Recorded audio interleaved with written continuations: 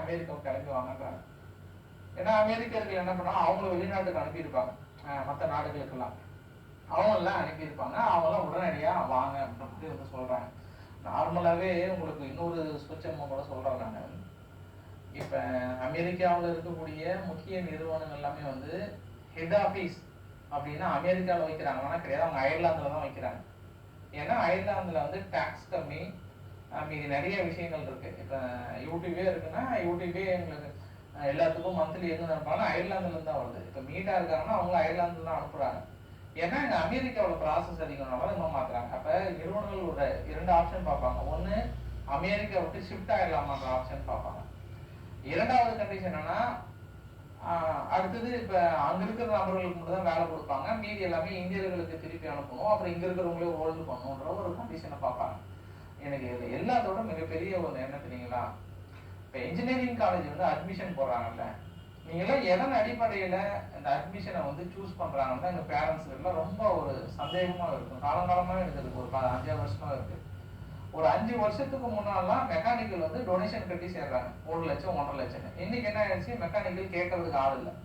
இப்ப 2-3 வருஷமா என்னாச்சுன்னா ஐடி நிறுவனம் இருக்குல்ல, ஐடி நிறுவனம் சிஎஸ்சி டிபார்ட்மெண்ட் இதெல்லாம் பார்த்தோம்னா கேம்பேஷன் வாங்குறாங்க, லஞ்சம் வாங்கி சேர்த்திக்கிறாங்க. இது மேனேஜ்மெண்ட் சீட்ல 1.5 லட்சம் 2 லட்சம். நான் என்னுடைய கேள்வி அப்பயே இருந்தது, எப்பா நீங்க எல்லாம் இப்படி சேரீங்களே 5 வருஷம் கழிச்சு என்ன நடக்கும்னு தெரியாது, அது எப்படி இப்பயே நீங்க கெஸ் பண்ணி லஞ்சம் கொடுத்தெல்லாம் சேர்றீங்க? அது 2.5 லட்சம் 3 லட்சம். நீங்க சேலம் சோனா காலேஜுக்குலாம் 4 லட்சம் எல்லாம் கொடுத்து சேர்றீங்களே, 5 லட்சம் 6 லட்சம் எல்லாம், அது சென்னை பக்கம் எல்லாம் போனீங்கன்னா இவ்வளவு சேர்றீங்களே. இன்னைக்கு உங்களுக்கு எல்லாம் அந்த செய்தி தான். அடுத்த நிமிடம் இப்பெல்லாம் வந்து அடுத்த வாரம் வந்து ப்ரிடிக்ட் பண்ண முடியல. யாரெல்லாம் எல்லாம் பிரிச்சு மேயறாங்க, ட்ரம்புக்கு எல்லாம் ஒண்ணும் நெருங்கவே முடியல அப்படின்னு நல்லா தடுமாறி பொறுத்து நல்லா கேள்விப்படுற கண்டிஷன் இருக்கிறேன்.